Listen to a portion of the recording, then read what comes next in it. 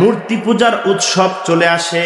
ওই মূর্তি পূজার উৎসবের মধ্যে ইব্রাহিম আলাইহিস সালামকে নিয়ে যাওয়ার জন্য তারা আসছে। পয়গম্বর ইব্রাহিম আলাইহিস সালামের সামনে আইসা বলতেছে, আমাদের সাথে চলো, আমাদের ওইখানে মূর্তি পূজা হবে, আনন্দ হবে, নাচ হবে, গান হবে। ইব্রাহিম আলাইহিস সালাম চিন্তা করে পায় না কি উত্তর দিবে। আল্লাহ তাআলা তার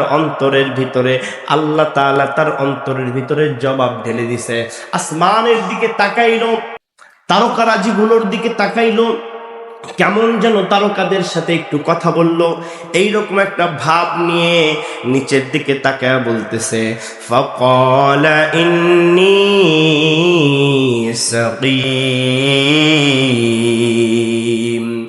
পয়গম্বর ইব্রাহিম বলল, আমি অসুস্থ, আমার শরীরটা ক্লান্ত লাগতেছে, আমার ভালো লাগতেছে না, আমি অসুস্থ, তোমরা যাও, আমি যাব না।